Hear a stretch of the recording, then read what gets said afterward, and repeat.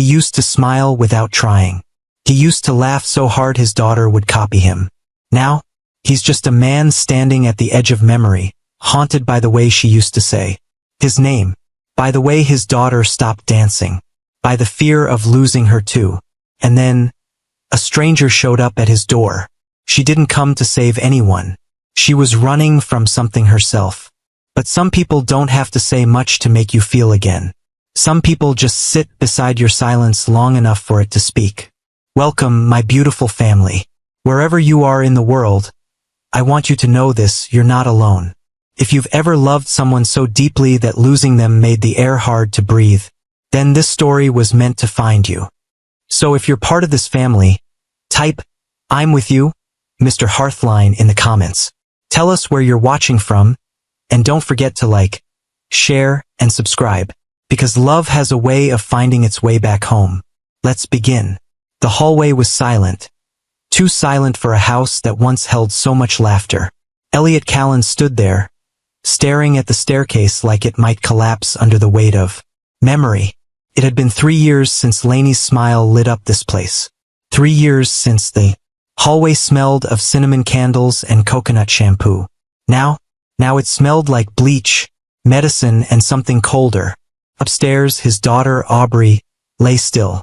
She'd had another round of chemo that morning. Her small frame curled under the quilt Ray had brought last week, the one with sunflowers. Elliot had peeked in before coming downstairs. She hadn't even opened her eyes. He looked down at his hands. They still shook. There were toys scattered on the living room floor. Stuffed animals that hadn't been moved in days. A pair of sneakers by the front door, too small now, but he couldn't throw them out. And the pictures on the wall. Lainey's smile stared back at him from every frame. Her graduation cap barely fit over her curls. Her laugh seemed to echo through the glass. There was one photo, her holding Aubrey as a baby, forehead against forehead. That one crushed him most days. Today was no different. He reached out and straightened the frame. "Lainey," he whispered. His voice broke. "I don't know how to do this anymore." The house responded with silence. His phone buzzed on the counter. He ignored it. Probably another update from the home health service or a reminder from the pharmacy. They all blended together now. He grabbed a glass of water and leaned against the fridge. For a moment, Elliot considered going back to bed. He hadn't eaten, hadn't slept properly in days, weeks maybe, but there was a knock at the door, and it wasn't the kind of knock that gave you a choice. It was soft. 3 taps. Not urgent but not uncertain either. He opened it, and there she was. Ray Whitaker, navy scrubs, dark curls in a ponytail, no makeup, just clean eyes, clear voice, and a clipboard tucked beneath one arm like a shield. She didn't smile, not yet, but something in her posture told him she understood the weight of quiet homes. "Mr. Callan?" she asked. He nodded, hesitating. He should have said yes or come in or something polite, but he couldn't form it. "I'm Ray," she said, "from the pediatric unit. I'll be handling Aubrey's care while Nurse Carla is on leave." Still no words from Elliot. Ray stepped inside anyway, carefully, like someone entering sacred ground. The house creaked beneath her steps. She scanned the space but didn't comment on the clutter, the dust, or the layers of grief still hanging in the air like forgotten coats. Elliot finally spoke. "She's upstairs. Sleeping." Ray nodded. "I brought her file. I won't wake her." She moved toward the kitchen table and began unpacking supplies. Syringes, gloves, a blood pressure cuff. All routine, but she handled each item like it mattered. Elliot stayed back, watching. "Do you always knock like that?" he asked, surprising himself. She looked up. "What do you mean?" "The knock. It was soft." Ray smiled faintly. Loud doors wake sleeping children. Something cracked in his chest. He led her upstairs, careful not to step on the creaky spot Lainey used to complain about. He remembered how she'd sing to Aubrey during late-night feedings, right in this stairwell.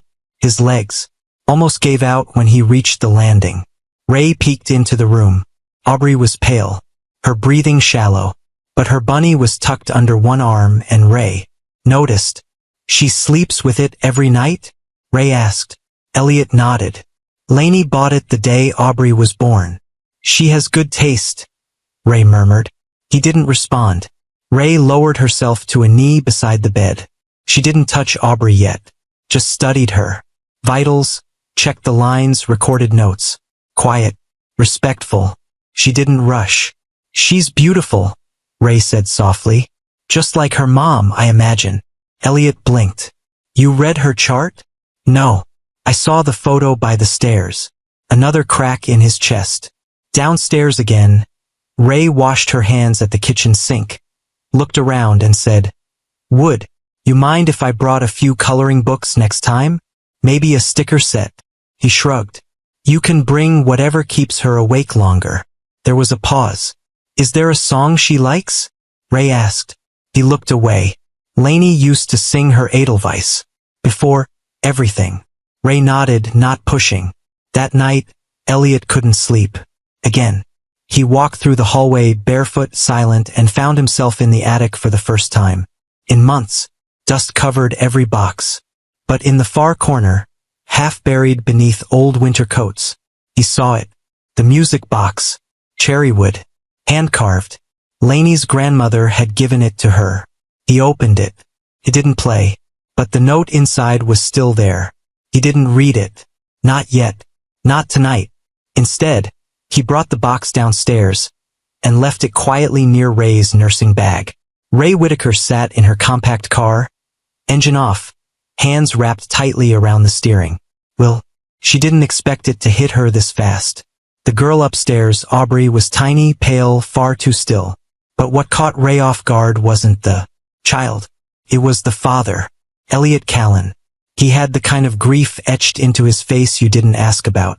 His voice was flat, eyes distant, like every part of him existed only to keep air flowing through that little girl's lungs. And when he spoke about Lainey, it was never directly, just small fragments, half-thoughts, memories disguised as routine. Ray finally exhaled and stepped out of the car again. She had forgotten her badge holder on the kitchen counter. Inside, Elliot was still at the table. Same position, same silence. He didn't flinch when she stepped in. I forgot this, she said, reaching for the lanyard. He nodded, still didn't move. You okay? Ray asked gently. Should I be? He replied, voice low. Fair question, but she didn't answer it. Instead, Ray opened her clipboard and scanned her notes. I'll need to adjust Aubrey's hydration levels. Her sodium's dropping and it's making her sluggish. Also, if she's not eating by Thursday, we'll have to consider a feeding tube. Elliot looked up for the first time in minutes. She hates those. I know. That's why I'm trying everything else first. A beat passed. Then he asked, why did they assign you this case? Rotation, Ray replied. I was next on the list. He didn't believe her. She could see it. Is that a problem? She added. No. Just, this house hasn't had strangers in a while. She didn't answer. She didn't need to.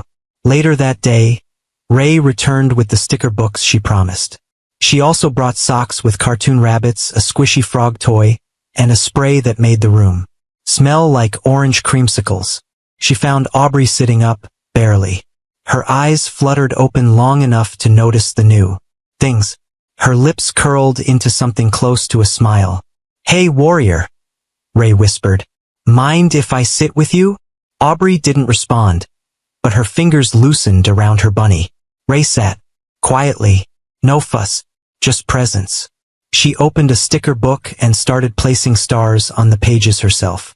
I'll put these here, she murmured. And when you feel strong, you can rearrange them. Deal? Aubrey blinked once. Cool, Ray said softly. We're a team now. Downstairs, Elliot hovered. He listened to Ray's voice drift through the stairwell. Low, warm, steady. No forced cheerfulness. No exaggerated sympathy. Just her. Lainey had always hated fake optimism. Said it made real hope harder to spot. Ray had none of that artificial brightness. She just was. He didn't realize he was holding the railing too tightly until his knuckles ached. He let go, walked to the kitchen, opened the fridge, closed it again without taking anything out. When Ray finally stepped down an hour later, she looked tired but not defeated. "She's resting," she said. "She spoke?" he asked.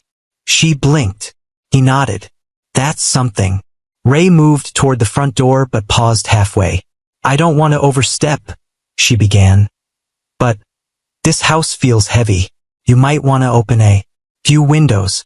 Let some air in." He raised an eyebrow. "Is that medical advice?" "No," she replied. "It's human advice." Ray came again the next morning. Same knock, same gentle rhythm. This time, Aubrey was already awake. Ray brought temporary tattoos of cartoon cats and a comb set. Aubrey pointed at her hair. "You want braids?" Ray asked. The girl nodded. Elliot watched from the doorway again, arms crossed. He hadn't spoken to anyone at length in weeks, but Ray seemed to fill every room without effort. She braided Aubrey's hair while humming softly, not a children's tune, but something classical and slow. It matched the pace of the room. "I used to be a hairdresser," Ray said over her shoulder. Elliot raised a brow. "You were?" She smirked. "No, but I watched a lot of YouTube videos in nursing school." Aubrey giggled. It was faint, but it was real, and Elliot felt it, like a string being pulled somewhere deep in his chest. When Ray packed up to leave, she looked at him directly. "Lainey was loved," she said. He froze. "What?" "I see it. All over this house. In how you fold Aubrey's socks. In the way every wall still remembers her." Elliot cleared his throat. "Do you always say things like that to your patients' families?" "Only when they need to hear it." There was no comeback to that. Just the quiet closing of the door behind her. Ray returned the next morning with a blanket she crocheted years ago but never gave anyone. It was yellow, bright, stubbornly cheerful. Aubrey reached for it the moment Ray unfolded it across her lap. "She likes sunshine," Ray said softly. Elliot nodded, standing behind her. Lainey did too. Our entire wedding was yellow and white. Aubrey blinked slowly, tracing the blanket with her fingers. "Did Lainey make music too?" Ray asked, not turning. "She hummed a lot, sang off-key, but she loved music." Ray smiled to herself. That evening, as Elliot folded laundry downstairs, he looked toward the attic again. He hadn't gone back up since finding the music box 2 nights ago. But something pulled at him. He left the basket half-folded and made the climb. The attic smelled like dust and memory.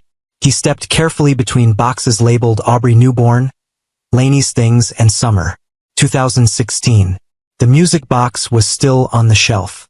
Closed. He picked it up again.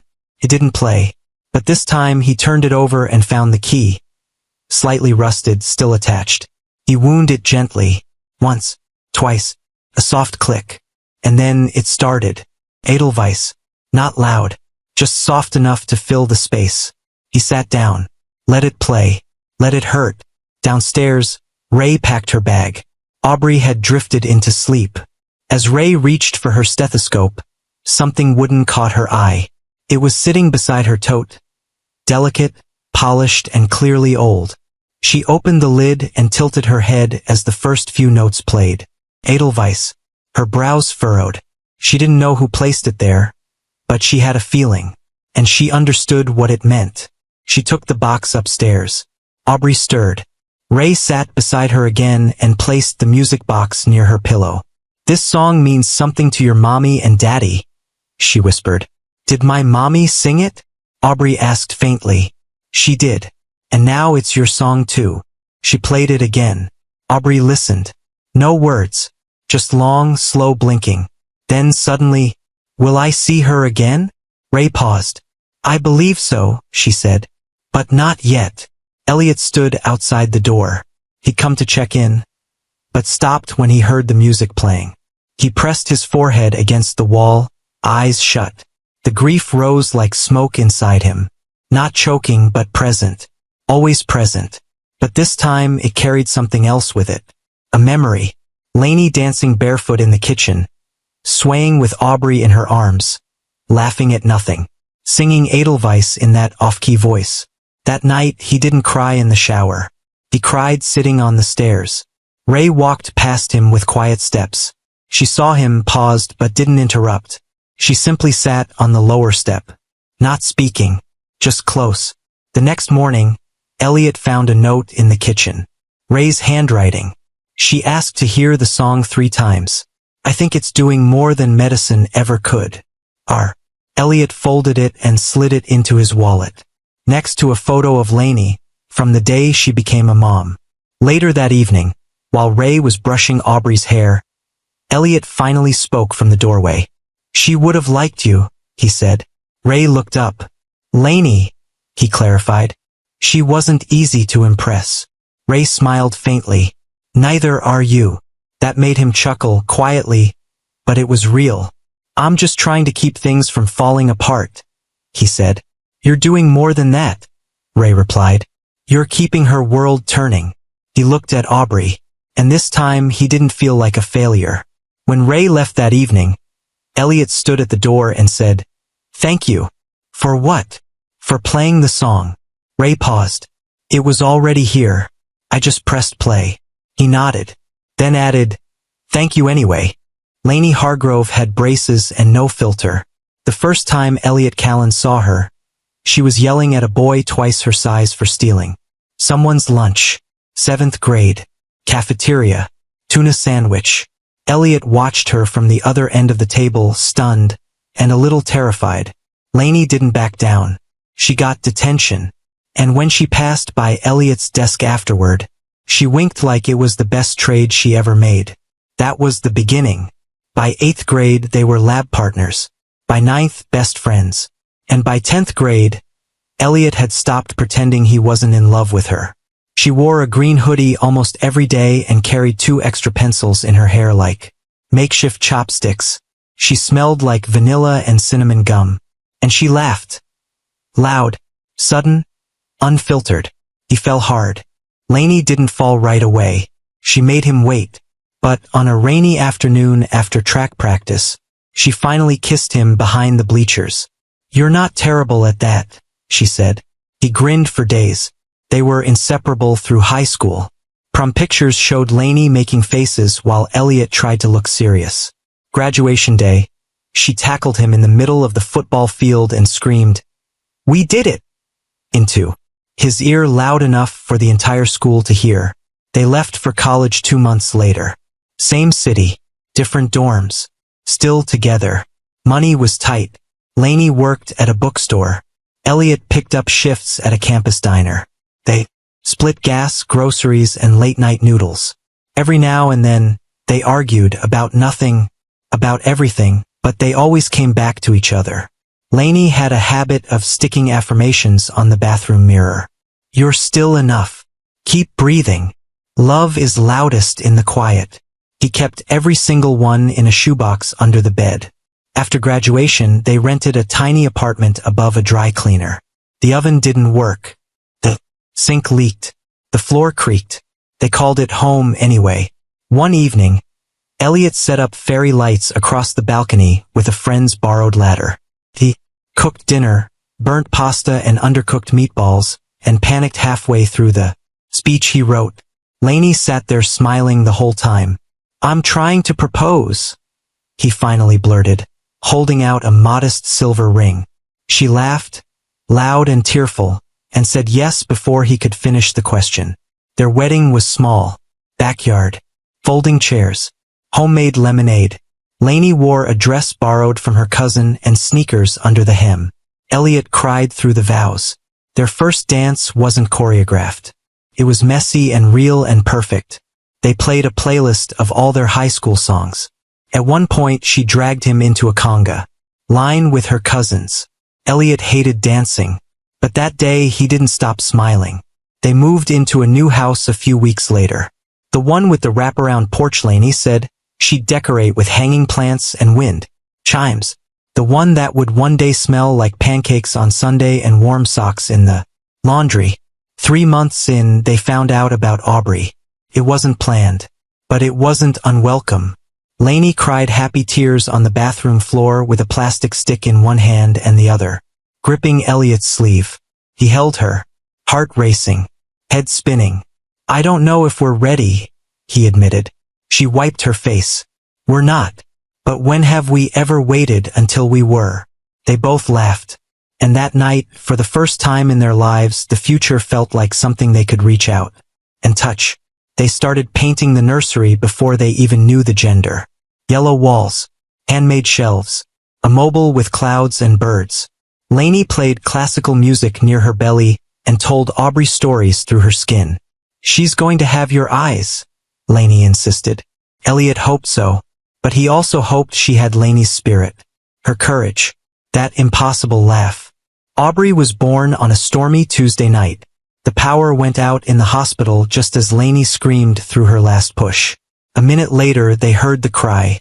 Elliot swore he never knew his heart could make that sound. She was perfect. Tiny, red-faced, furious. But perfect. He held her like she was made of stars. Lainey whispered, "We made that." He kissed her hand. "I know." They brought her home 2 days later. Lainey insisted on singing lullabies despite being off-pitch. Elliot watched them both from the doorway sometimes, stunned that this was real. The life they built, the love they lived. He thought it would last forever. Their first year of marriage was beautiful chaos. The house was always a little messy. A basket of unfolded laundry lived on the couch like furniture. Dishes piled up when Elliot worked late. And Lainey burned toast more often than not, but she danced while doing it. Mornings were rushed. Nights were sacred. They'd curl up on the old sectional with a bowl of popcorn between them and argue about movie endings. Lainey hated cliffhangers. Elliot didn't mind them. "Life's a cliffhanger," he once said. She threw popcorn at him. Aubrey was still an infant, and Elliot was still learning how to hold her without panicking. He'd double-check the baby monitor 6 times a night. Wake up just to watch her chest rise and fall. Sometimes he'd whisper, "You're real," as if the proof needed repeating. Lainey handled it all like she was born for it. Diaper changes in the dark. Midnight feeds. Wearing 2 different socks and still managing to rock Aubrey to sleep with one hand while answering work emails with the other. "How do you do it?" Elliot asked once. Lainey shrugged. "There's no magic. Just love and caffeine." Elliot worked for a marketing firm downtown. Long hours. Tight deadlines. He tried to be home by dinner, but it didn't always happen. One Thursday he walked in just after midnight, drained.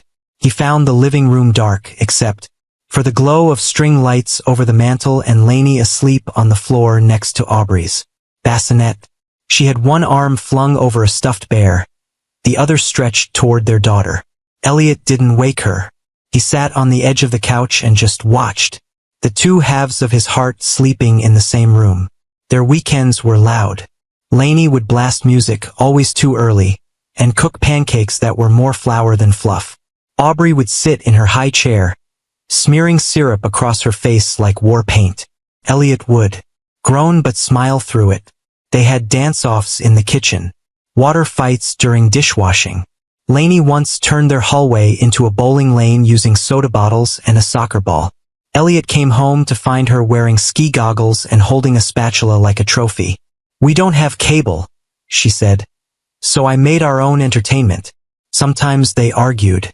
Bills, babysitting, fatigue. But Lainey never let a fight linger past sundown.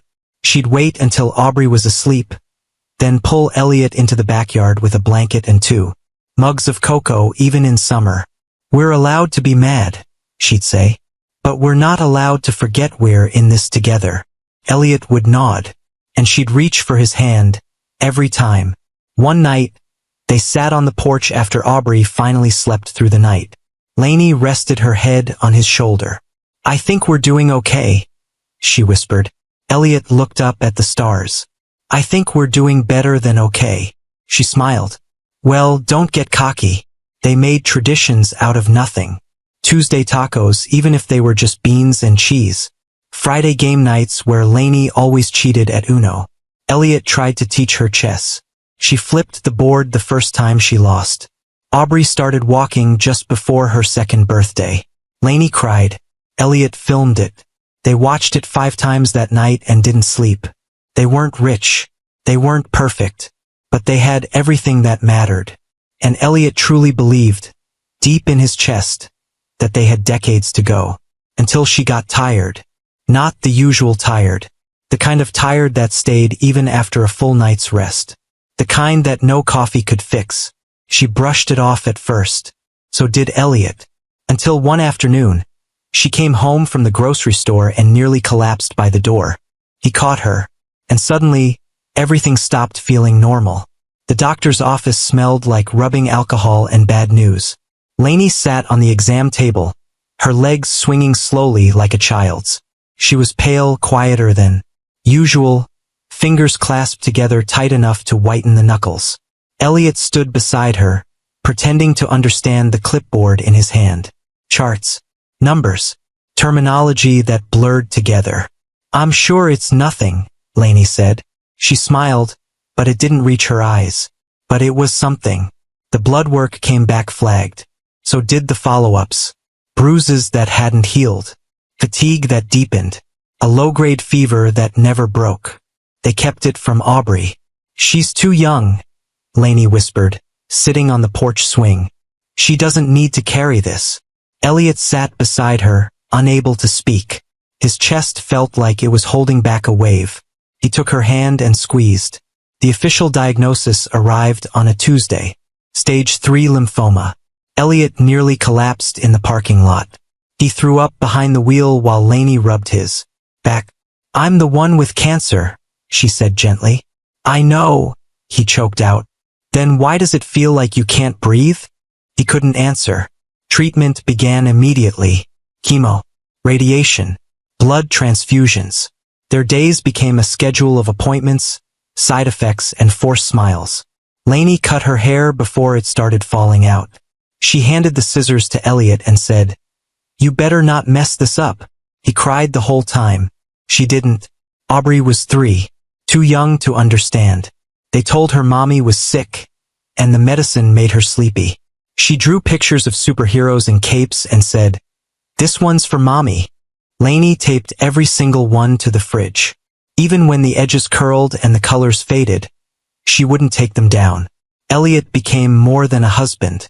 He became her nurse, her cook, her driver, her advocate. He learned how to clean central lines, how to manage the nausea, how to change bandages. Without flinching, he memorized the names of every medication and every nurse on Lainey's care team. She called him her knight. He didn't feel brave, just desperate. The house changed again. No more dance-offs in the kitchen. No more Saturday pancakes.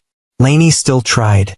When she could, she sang off-key lullabies to Aubrey or made jokes from the recliner. But most days she was too tired to get out of bed. Elliot kept up a routine for Aubrey's sake. He smiled when it hurt, laughed when he wanted to scream. Every night, he sat by Lainey's bedside and held her hand until she fell asleep. Every night, he stayed awake long after she closed her eyes. She fought for 2 years. There were good days, bad days, days that blurred together. Once they all went to the zoo, just the 3 of them. Lainey wore a hat to cover her hair, held onto Elliot like she might fall, and smiled through every photo. That day she looked like herself again. Elliot would later scroll through those photos like they were pages from a book he couldn't finish. One Sunday morning, just before sunrise, Lainey took one deep breath in, and didn't take another. Elliot was holding her hand. He didn't scream. He didn't cry. He just sat there, waiting for her to open her eyes again. She never did. He told Aubrey with a whisper, "Mommy's sleeping now." For a long time, Aubrey asked if she could leave her bunny beside the bed. Elliot said yes.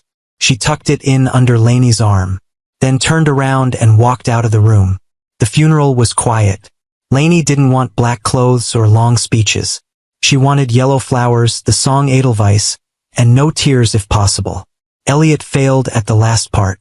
He stood at the front and tried to speak.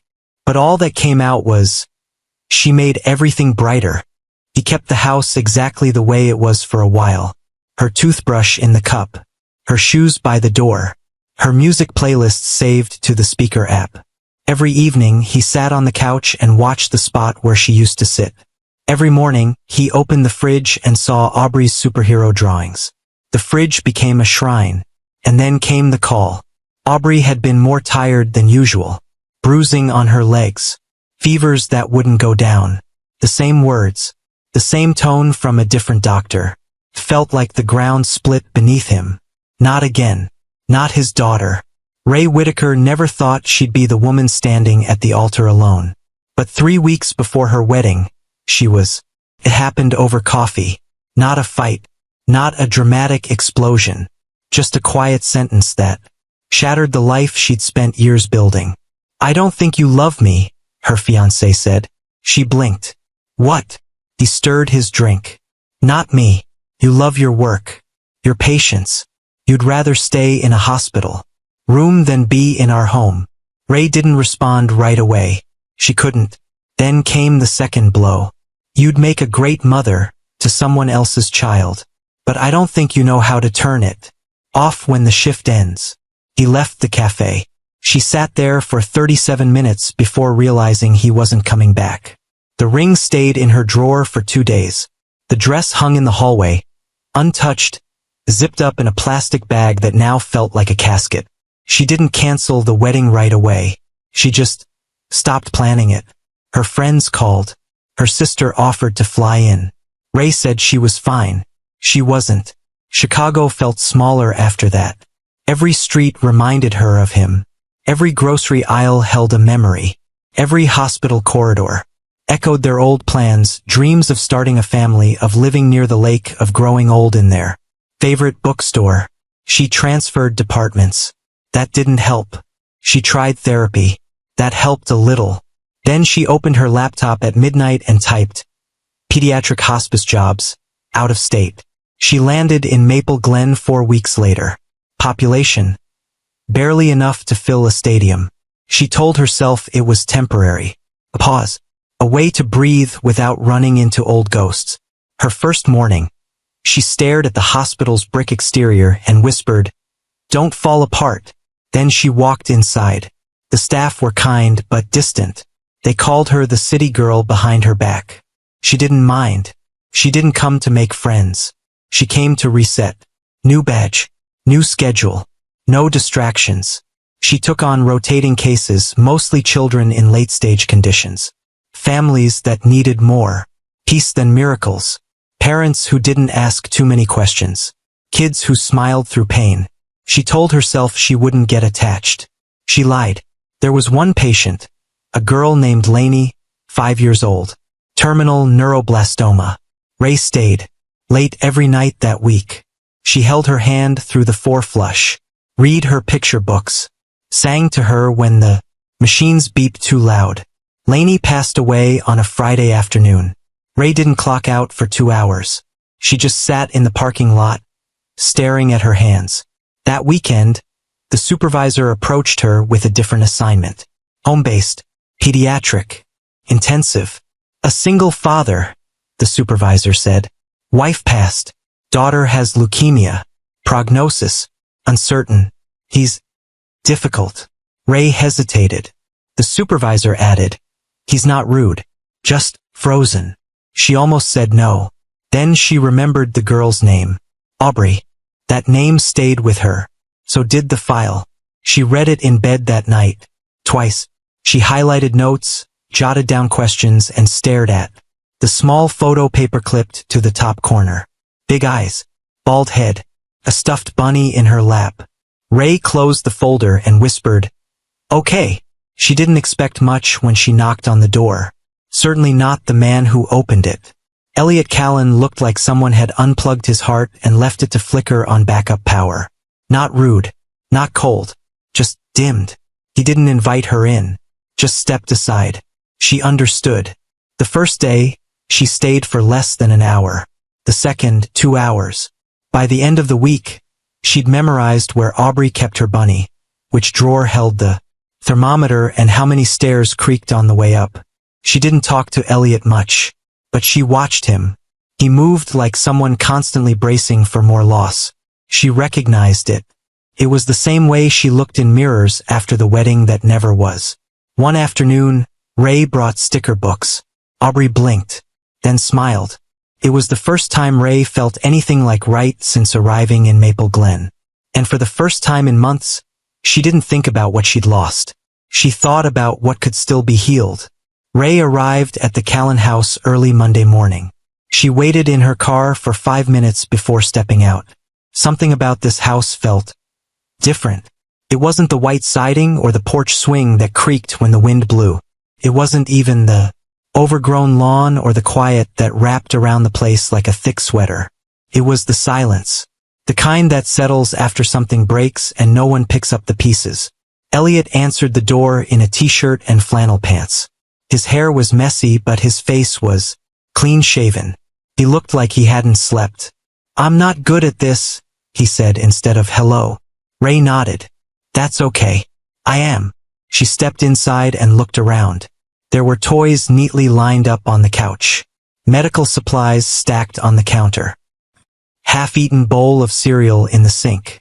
On the wall above the staircase, a collage of family photos. Ray didn't stare, but she saw enough to recognize the missing presence. The woman with the curls. The smile that pulled focus. The love that lived in every frame. Lainey.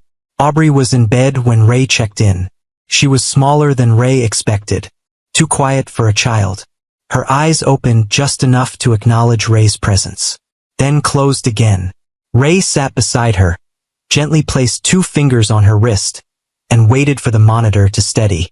The bunny in her arms had a patch missing from one ear. "Battle bunny?" Ray asked softly. Aubrey blinked once. It was almost a smile.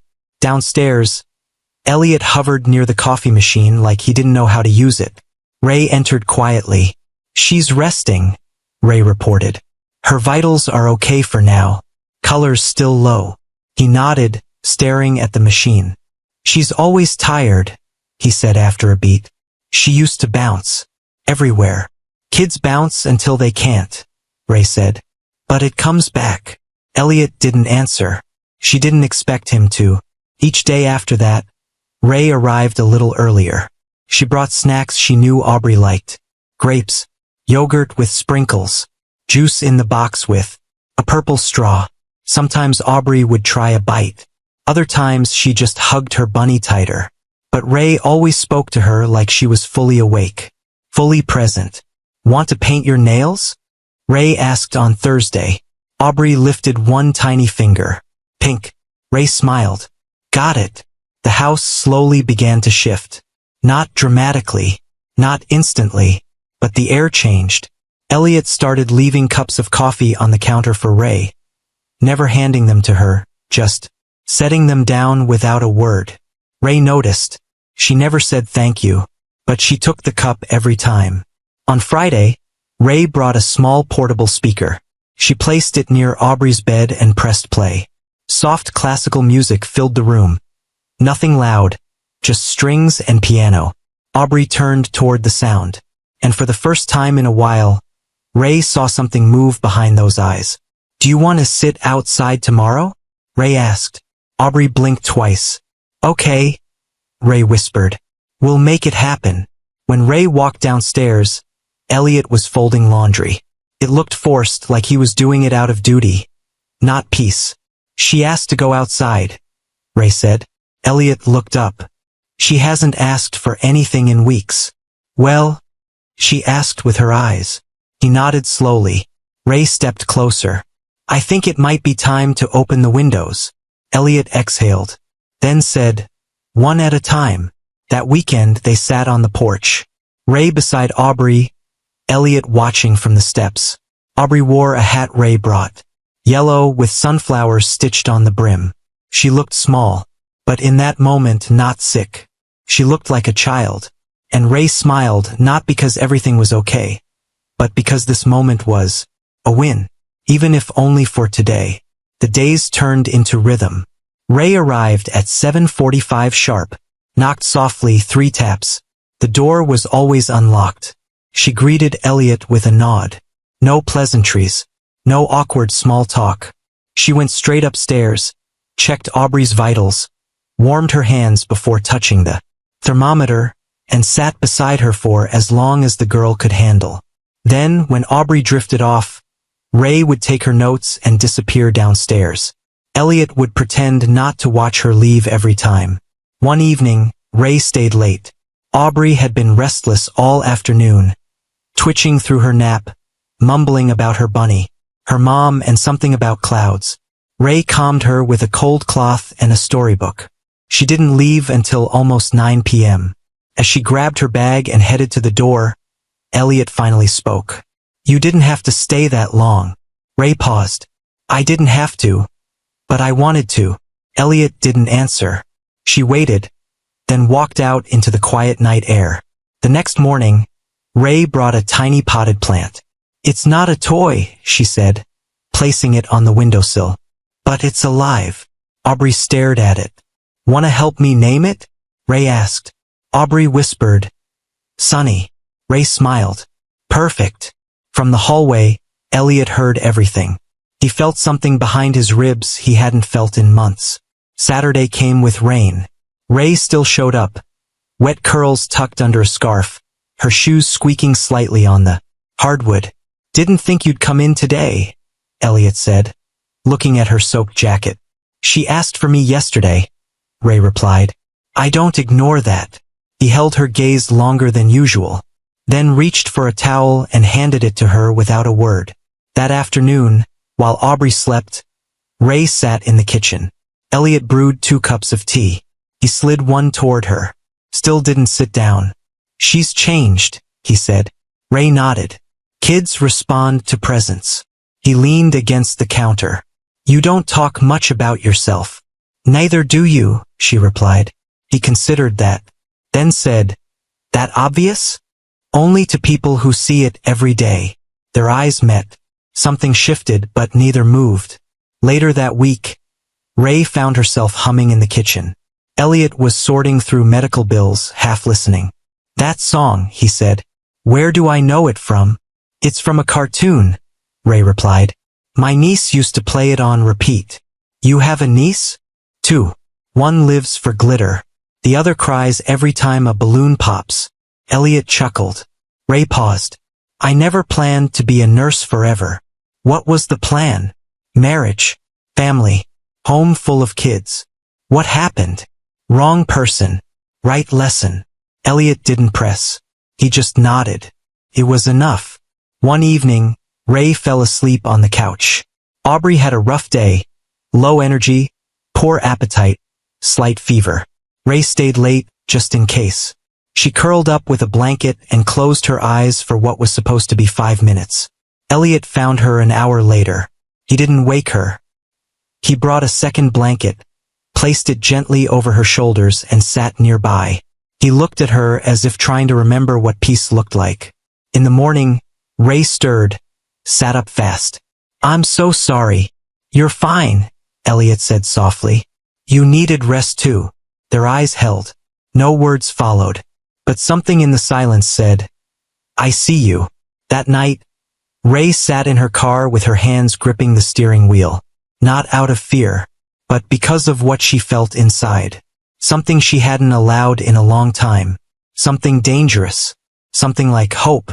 Monday morning arrived with sunlight and a surprising sound. Giggles. Elliot was pouring coffee when he heard it. Aubrey's laugh, high, small, but unmistakable, floated down the staircase. He froze. It had been weeks since that sound lived in this house. Upstairs, Ray was kneeling beside Aubrey's bed, holding a pink plastic cape and a makeshift wand made from a tongue depressor and aluminum foil. "Presenting," Ray said in a royal tone. "The one and only Battle Bunny Princess Warrior." Aubrey held the bunny like it had just returned from a royal crusade. She beamed. Ray placed a tiara on the bunny's head, 2 bobby pins and a ribbon. Aubrey clapped, the blanket shifting with the motion. "You forgot the shield," she whispered. "Oh no," Ray gasped. "Unacceptable. Emergency protocol. Glitter sticker armor activated." She peeled star-shaped stickers from her pocket and started placing them on the bunny's belly. Aubrey was breathless with laughter.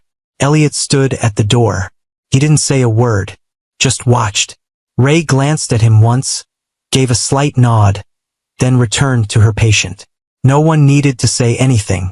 After the laughter settled, Ray coaxed Aubrey into sipping a bit of juice and eating 2 bites of banana. "Victory snack," she declared. Aubrey gave a thumbs up. Ray looked up to see Elliot still standing by the door. "She's responding better," she said. "The appetite's small, but it's progress." He nodded, then stepped inside fully. "She smiled at you. She smiles at her bunny. I'm just backup. You brought the smile. Doesn't matter what delivered it." Ray looked down, gently touched the bunny's ribbon crown, then whispered, "She's teaching me more than I'm teaching her." Later that afternoon, Ray set up a chair beside Aubrey's bed and pulled out a coloring book. She colored, slowly and quietly, while Aubrey dozed. The room was peaceful, still warm with laughter. Downstairs, Elliot tidied the kitchen. Without dread, without pressure, just moving. It was the first time he played music while doing chores. Lainey's old playlist. Soft acoustic. Guitar. When Ray came down, she noticed. "You're playing her music," she said. He looked up. Felt like today needed it. Ray nodded. "It fits." That evening, Ray and Elliot sat on the back porch. Aubrey was asleep. Monitor stable. The bunny curled under her arm. They sat in silence, sipping tea. The wind moved gently through the trees. "I haven't seen her that bright in a long time," Elliot said. Ray didn't look at him. She just needed permission. Permission. To live again, even just for an hour. Elliot looked down at his cup. "I haven't felt like her dad lately. More like her gatekeeper." "You've been her fortress," Ray said gently. "But even fortresses need sunlight." The porch light flickered. Neither of them moved. Elliot shifted slightly. "Do you ever miss the city?" Ray shrugged. "Some nights. The noise. The late diners. The anonymity. But you stayed here. For her," Ray said. "And maybe for something else I can't name yet." Their eyes met briefly. Nothing spoken. Everything understood. That night, Elliot walked past Aubrey's room and peeked in. She was sleeping soundly. The music box sat beside her. Closed. A single sticker star sparkled on her pillowcase. Elliot closed the door gently, then leaned against it for a moment. The house didn't feel so heavy anymore. In the guest room, Ray unfolded her overnight bag. She hadn't planned to stay this long. But when she looked at the sunflower hat on the dresser, and the drawing Aubrey gave her, that afternoon, a crayon sketch of Nurse Ray and Battle Bunny, she smiled, and unpacked a little more. Tuesday night brought something unusual. Elliot cooked. Not microwaved. Not takeout. Real food. Ray arrived earlier than usual and was greeted by the scent of garlic, olive oil, and something that might have been roasted vegetables. She stepped into the kitchen, eyebrows raised. "You're cooking." Elliot glanced over his shoulder. Sheepish. "I figured I should use the stove for something, besides boiling water." Ray smiled. "Looks ambitious." I googled easy meals for tired parents. This was recipe number 2. Ray peeked into the oven. And recipe number 1? Burnt toast with peanut butter. Aubrey was sitting at the table in her chair, a coloring book open in front of her. Ray knelt beside her. "How's the warrior doing today?" Aubrey pointed to a picture she'd drawn. 3 stick figures holding hands. One had a bun. One had glasses. The third had a bunny in its arms. Ray tapped the figure with the bun. "That me?" Aubrey nodded. Elliot saw from the kitchen. His throat tightened. Dinner was simple: grilled chicken, mashed potatoes, steamed carrots. No seasoning. Masterpieces. Just food made with hands that hadn't prepared a full meal since Lainey died. They sat at the table, all 3 of them. Felt like a holiday, even though it was just a Tuesday. Aubrey ate half a spoonful of mashed potatoes. Then a second. "That's more than yesterday," Ray said. Elliot smiled faintly. "Progress." Ray passed the carrots to him. "Tomorrow she might eat 3. Tomorrow I might burn them." Then we'll celebrate with ice cream. Aubrey perked up at the word ice cream. Ray winked. Only if Battle Bunny earns it. The meal stretched longer than expected. Not because of the food, but because no one wanted it to end. They talked about music, cartoons, Ray's old college roommate who once trained her cat to use the toilet. Aubrey laughed so hard she hiccuped. Elliot stared at her in awe, not because she laughed, but because he remembered that sound from a life that felt like it. Ended 3 years ago. Now it was here again. Alive. After clearing the dishes, Ray began drying while Elliot washed. You do realize I've been here almost every day for a month, and this is the first time you let me help with dishes. Elliot grinned. I didn't want to scare you off. Scrubbing a plate might have done it, Ray teased. They bumped shoulders as he handed her a wet bowl. Neither moved away. They settled in the living room afterward. Aubrey curled up on the couch, head resting against Ray's arm. The TV played some animated show no one was really watching. Elliot sat across from them, sipping warm tea. Lainey's blanket lay folded neatly on the ottoman. Ray glanced at it. Was this hers? She asked. Elliot nodded. She made it while pregnant with Aubrey. Ray unfolded it gently and draped it over the child. Aubrey murmured, Mommy used to tuck me in like that. Ray brushed a hand across her forehead. Then I'll keep doing it the same way. Elliot blinked, then looked away. When Ray rose to leave that night, Aubrey sat up weakly. You coming back tomorrow? Of course, Ray said. Aubrey held out her bunny. Can you bring him a friend? Ray nodded. I know just the one. At the door, Elliot hesitated before speaking. Tonight felt. Ray waited. Normal, he finished. Ray nodded. She needed that. He paused. I did too. Their eyes met. Quiet moment. Not romantic. Not dramatic. Just real. Then Ray stepped into the night. Wednesday came with cloud cover and quiet. Ray arrived carrying a small stuffed giraffe with lopsided ears and a crooked smile. She held it behind her back as she stepped into Aubrey's room. The little girl sat propped up against 2 pillows, her bunny in one arm. I brought backup, Ray whispered. Aubrey's eyes lit up as Ray revealed the giraffe. His name is Waffles, she said. He's new to the team. Aubrey took him gently, setting him beside Battle Bunny. They're friends now, she said. Ray smiled. Good. Friends are how we fight the hard days. Downstairs, Elliot was finishing paperwork, medical expenses, insurance forms, treatment, updates. He looked tired, but not worn. Distracted, but not detached. Ray joined him in the kitchen, slipping off her sweater. She's already attached to Waffles, she said. I figured, Elliot replied. She used to collect plush toys like they were family members. Ray poured tea. She still does. They sat at the table not as nurse and father, but something else neither had named yet. Later that afternoon, Ray was rearranging the bookshelf in Aubrey's room when Elliot walked in, holding something, a jewelry box, wooden, simple, faded near the edges. Lainey kept notes in this, he said. Quotes, letters, things she wrote to herself, sometimes to Aubrey, sometimes to me. Ray accepted it gently. I haven't opened it since her funeral, he added. Why now? She asked. Because the house doesn't feel like a grave anymore. That night, after Aubrey fell asleep, Ray stood in the kitchen, drying her hands. Elliot leaned against the counter, quiet, studying her without speaking. You okay? She asked. He nodded, slowly. Can I ask you something? He said. Of course. If you hadn't come here, if this hadn't been your case, where would you be right now?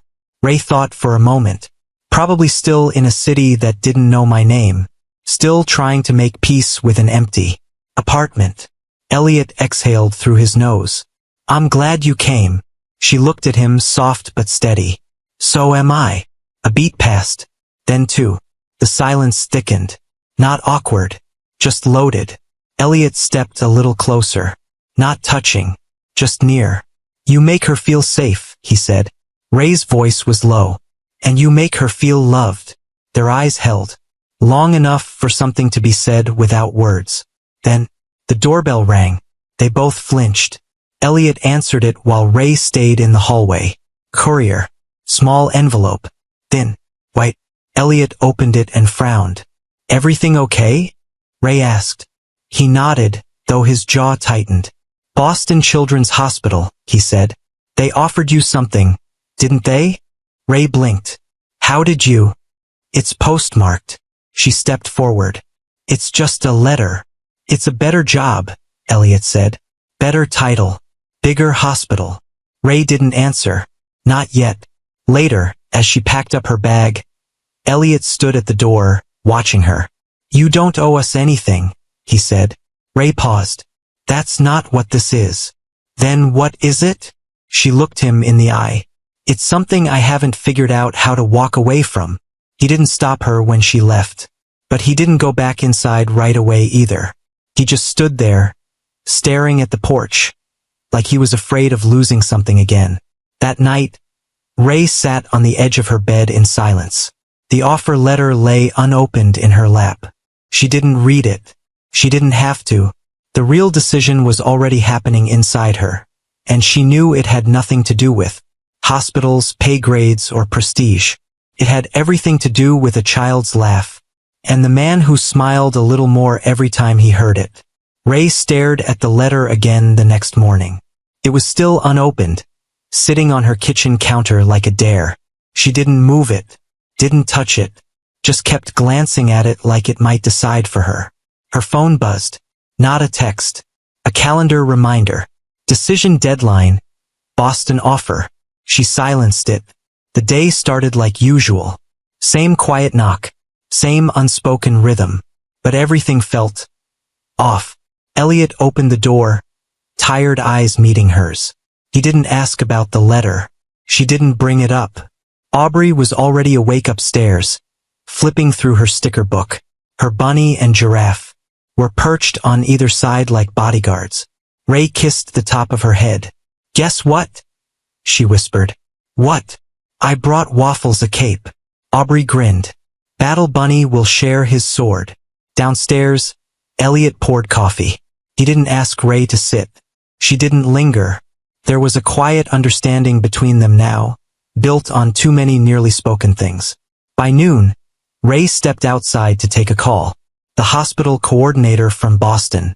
Friendly, enthusiastic. We're finalizing things. Just need your response. Ray hesitated. I'll call back, she said, then hung up. She stood on the porch for a long time, her eyes tracing the tree line like it held an answer. Inside, Elliot was watching her from the kitchen window. He didn't want her to go, but he didn't want to ask her to stay, not because he didn't care, but because he cared too much. That evening, Ray packed a bag, just in case. She folded her scrubs, placed her stethoscope in its case, took the sunflower pin from her hair, and tucked it in a side pouch. She walked slowly through her apartment, fingers grazing shelves, books, photos. No roots, just objects. Nothing here had asked her to stay, except her gut. Elliot was reading to Aubrey when Ray returned for her evening round. He stopped mid-sentence when Ray walked in. Aubrey's eyes lit up. Waffles wants a bedtime story, she whispered. Ray smiled. Then let's give him the best one. She sat down beside them, shoulder brushing Elliot's as she opened a new book. The three of them read together, and for a while the air felt light again. Later, as Ray gathered her things, Elliot followed her to the hallway. He leaned against the wall, arms crossed. You leaving soon? He asked. Ray nodded. Tomorrow. Maybe. Boston. They need an answer. And do you have one? She paused. I thought I did. He looked at her. Really looked. Not the nurse. Not the helper. Just Ray. I won't stop you, he said quietly. I know. But I also won't pretend this house doesn't feel different when you're in it. Ray's eyes filled, but she blinked it back. I'm scared, she said. Of what? Of staying? And losing again. Elliot stepped closer. His voice softened. You're not the only one. That night Ray didn't sleep. She repacked her bag. then unpacked it again, then sat at her window and waited for the sun, still unsure, but somehow not lost. It happened without warning. One moment, Aubrey was sitting up in bed, placing stickers on Waffle's belly while Ray braided her hair into two loose plaits. The next, her head slumped forward. Her hands twitched, and then she stopped responding. Aubrey! Ray's voice was sharp, immediate. Hey, look at me. Aubrey! No answer. Her skin turned gray, eyes half closed, lips losing color. Ray was already moving, checking pulse, peeling back eyelids, pressing her stethoscope to a chest that wasn't keeping up. Then she shouted, Elliot! He was downstairs. The sound of Ray's voice made him sprint. One look at his daughter, limp, barely breathing, and his legs almost gave out. Ray caught his arm. Call 911. Now. His fingers shook as he dialed. Ray kept talking to Aubrey the entire time, calmly, steadily. Stay with me, sweetheart. You're not done. Battle Bunny still needs you. The ambulance arrived in 4 minutes. To Elliot, it felt like 40. Ray never left Aubrey's side, not for a second. As they lifted her onto the stretcher, she climbed in with her, tightening the buckle herself. She needs oxygen and full cardiac monitoring now, Ray told the medics. She's not family, one of them said, uncertain. Elliot's voice cut in, firm and clear. She stays. That was the last thing he said before the doors slammed shut. In the ambulance, Ray squeezed Aubrey's hand. The monitors beeped in irregular rhythms. But Ray kept whispering. Not to fill silence, but to remind the child she wasn't alone. You're a fighter. You've got more story to live. This isn't where it ends. At the hospital, nurses moved fast. Doctors issued orders. Ray briefed them all like one of their own. She didn't sit down. She didn't cry. She stayed locked in, present, unwavering. Only when they moved Aubrey into the pediatric ICU did someone turn to her and say, You're not on staff here, are you? No, Ray replied. But she's mine too. Elliot arrived 20 minutes later. He found Ray in the hallway outside the ICU, her back against the wall, hands still stained with antiseptic. She looked up when he approached. I thought I lost her, he whispered. Ray shook her head slowly. She's stable. For now. He collapsed onto the bench beside her, elbows on his knees. Neither spoke. They didn't have to. After a long silence, Ray finally said, I was going to leave. Elliot turned to her, eyes rimmed red. I know. I had the letter in my bag, had the offer, had everything lined up. But you stayed. I couldn't walk away. His voice cracked. I'm glad you didn't. A doctor appeared with an update. Oxygen was holding. Fever had broken. Blood work still uncertain. They would monitor through the night. Elliot nodded, barely hearing. Ray stood first. I'll stay, she said. You need rest, he replied. I need to see her wake up. In the darkened ICU room, Ray pulled a chair beside Aubrey's bed. Elliot stood in the doorway. Ray reached forward and brushed a strand of hair off the girl's forehead. She's stronger than she looks, Ray whispered. Elliot nodded. So are you. For the first time, he placed his hand over Ray's. Warm, firm, grateful. I've lost so much, he said. I don't know how to hold on to things anymore. Ray turned to him. Then let me hold her for both of us, until you're ready again. Ray stayed all night. Not on a cot. Not outside the room. In a chair. Upright, alert, one hand gently resting near Aubrey's fingers. The monitors beeped steady now. Oxygen level stable. Color returning slowly to the child's cheeks. But Ray didn't move. She wouldn't risk missing a single moment. Elliot came back just after dawn. He'd left for a few hours to shower, change clothes, and check on the house. Everything felt foreign without Aubrey inside. When he returned, he saw Ray exactly where he left her. Eyes heavy, back straight, hands still close to the child's. He whispered, You didn't sleep. Ray replied without looking away. Neither did she. At 7:42 a.m., Aubrey stirred. It was subtle, just a twitch of her brow. Then her lips parted. Her eyes fluttered open. Ray leaned forward. "Hey, sunshine." Aubrey blinked, dazed, then managed a raspy whisper. "Where's Waffles?" Ray exhaled a soft laugh. Relief and emotion tangled in one sound. "He's guarding your bunny. At home." Elliot choked back a smile from the doorway. His daughter was awake. A nurse came in to check vitals. Another followed with fluids and lab requests. Ray stepped back to give them space, but she didn't leave the room. Elliot joined her near the window. "She asked for a stuffed giraffe before asking for me," he said, trying to sound amused. Ray smirked. "Giraffes are less dramatic." He laughed, then turned serious. "Thank you for staying." "You don't have to say that." "I do," Elliot replied. "You could have left." Ray was quiet for a moment. Then she said it. "I tried." She stepped into the hallway, voice low but sure. "I packed my bag, signed the offer, had it ready to send." Elliot followed her, listening. "I sat in my apartment, thinking about airports and new ID badges and what it would feel like to start over again." She paused, and all I could think about was her laugh, and the way she holds her bunny, and how you pour coffee like it's the only thing keeping you from falling apart. He swallowed hard. "I didn't leave," Ray said, "because something told me I wasn't finished here." Elliot leaned against the wall beside her. "You know, Lainey once told me," he began, then stopped. "What?" Ray asked gently.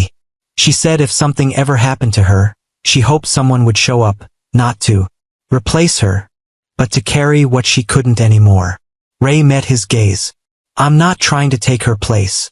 I know. But you've done something she'd be grateful for." Ray's eyes glistened. "What's that?" "You made our daughter want to live again." They sat together on the bench outside the ICU. The hallway buzzed with the shuffle of nurses, the quiet murmur of doctors, the hum of machines behind glass. But in that pocket of space, time felt still. Ray rested her head on Elliot's shoulder. For a moment, neither spoke. They didn't need to. A few hours later, as the day warmed and sunlight poured through the hospital windows, Elliot made a phone call. Not to the doctor, not to a family member, to Ray's number. She answered even though she was just 2 floors below. "You said you signed the letter," he said. "I did. Did you send it?" She hesitated. "No, don't." Ray's voice wavered. "You sure?" "I've never been more sure of anything in 3 years." A long silence. Then she whispered, "Okay." Ray returned home for the first time in 4 days. She didn't unpack. She didn't sleep. She just stood in the doorway, keys still in hand, staring at the silence that greeted her. A single envelope sat on the kitchen counter, the one from Boston. She slid it into a drawer without opening it. The next morning, she arrived at the Callan house just after sunrise. The door was already unlocked. Elliot was in the living room holding a small music box, the same one Ray had seen weeks ago, the one that played Edelweiss. But this time he wasn't holding it for the melody. He held it for what was hidden inside. "I found something," he said, his voice low. Ray approached. He opened the lid, reached under the velvet lining, and pulled out a folded piece of stationery. "Lainey's handwriting," he added. "I didn't know it was there." Ray took the letter gently. Her hands trembled as she unfolded it. It was short, faded in some places, but unmistakably personal. "Elliot, if I'm gone, let her feel love again. Let someone braid her hair. Let someone stay. If Aubrey calls her mommy one day, smile. It means she felt safe. Lainey." Ray stared at the words as if they were sacred. She read it twice, then pressed it to her chest. "I don't know if I'm strong enough," she whispered. Elliot met her eyes. "You already are." They didn't speak much after that. Not because there was nothing left to say, but because the letter had said everything that needed to be heard. Elliot placed it back inside the music box and set it on the mantel. Ray stood by the window, watching the sunlight stretch across the lawn. "Do you ever feel like you're being handed something too big?" she asked softly. "Yes," he said. "Every day since I lost her." And every day since I almost lost Aubrey. He turned toward her. But now it doesn't feel as heavy. That afternoon, Aubrey was discharged. The house came alive the moment she stepped back inside. Ray helped her to the couch, tucked a blanket around her and lined up Battle Bunny and Waffles beside her like guards at attention. Elliot walked in holding 3 bowls of ice cream. "Doctor's orders," he said. Aubrey giggled. "Battle Bunny wants sprinkles." Ray added a handful without hesitation. Later, Ray stepped into the hallway to give father and daughter a moment. She passed the photo wall and paused at the last frame. Lainey holding newborn Aubrey, eyes full of joy, curls wild and free. Ray whispered under her breath, "She's still here. I feel it."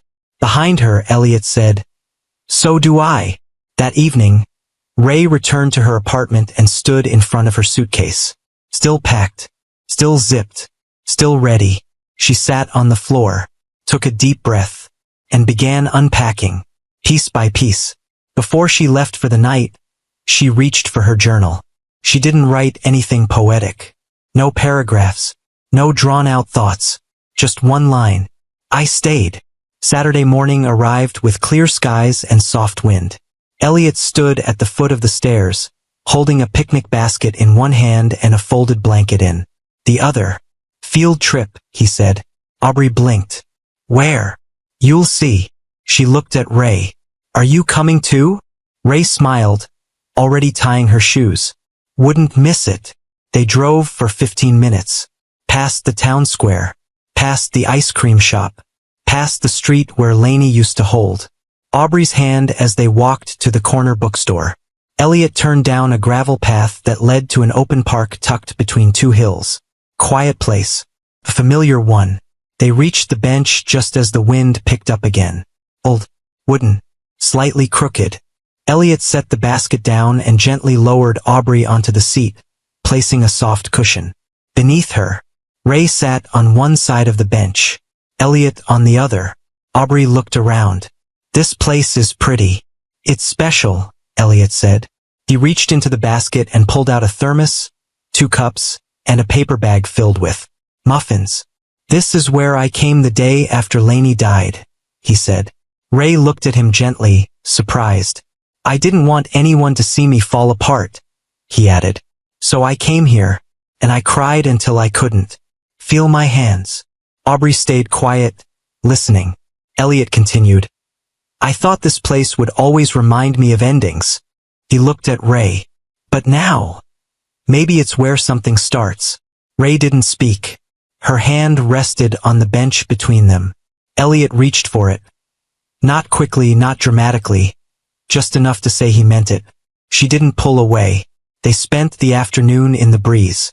Aubrey fed crumbs to birds. Ray braided her hair. Elliot told old stories that made them all laugh. They didn't talk about hospitals, or job offers, or sickness, just life. Simple, present, real. At one point, Aubrey pointed toward the clouds. "Mommy's probably watching us right now." Ray looked up too. "I think so," she said. "She's not mad you're here?" Ray turned. "Why would she be?" Aubrey shrugged. "Because I like when you braid my hair, and I don't want her to feel sad." Ray gently cupped her cheek. "If she could see you now, she'd be happy you felt safe." Aubrey thought about that, then whispered, "Okay." Later, as the sun began to dip, Elliot reached into the blanket pocket and pulled something small. From inside, a silver ring. Simple, unpolished, real.